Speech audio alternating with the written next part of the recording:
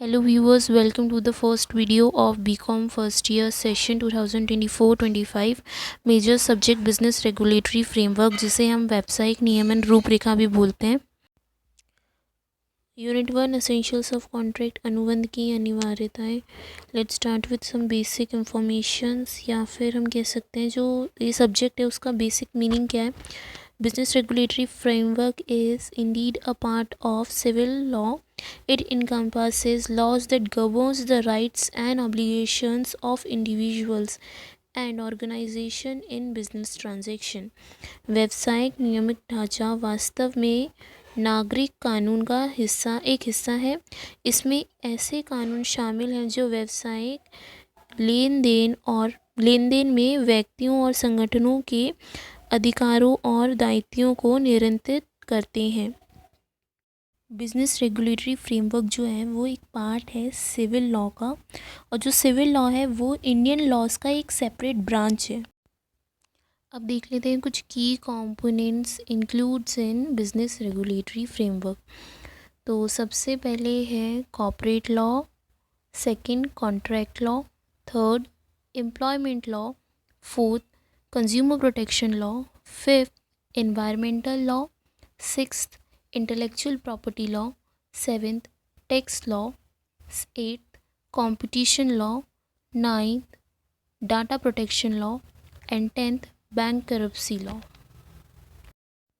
तो अब हम स्टार्ट करते हैं अपना यूनिट 1 एसेंशियल्स ऑफ कॉन्ट्रैक्ट, जिसका फर्स्ट टॉपिक है इंडियन कॉन्ट्रैक्ट एक्ट 1872, भारतीय संविदा अधिनियम 1872। यहाँ मैंने कॉन्ट्रैक्ट को संविदा लिखा हुआ है, और वैसे कॉन्ट्रैक्ट का मतलब अनुबंध भी होता है, आप दोनों में से कुछ भी चूज़ करके लिख सकते हो। तो मीनिंग से स्टार्ट करेंगे। The Indian contract act 1872 is a law that defines and regulates contracts in India. It outlines what makes a contract valid, the rights and duties of parties involved, and the consequences of breaching a contract. Essentially, it provides the rules for making and enforcing agreements. भारतीय संविदा अधिनियम 1872 एक ऐसा कानून है जो भारत में अनुबंधों को परिभाषित और नियंत्रित करता है।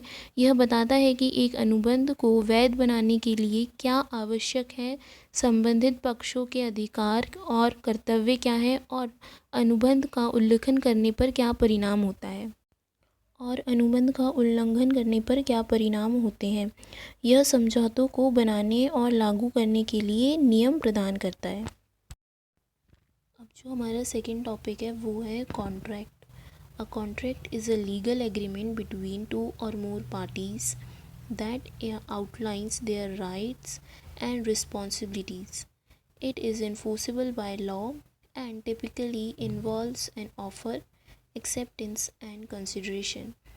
कॉन्ट्रैक्ट्स का अर्थ है संविदा या अनुबंध। यह एक कानूनी समझौता होता है जिसमें दो या दो से अधिक पक्षों के बीच अधिकारों और जिम्मेदारियों का विवरण होता है।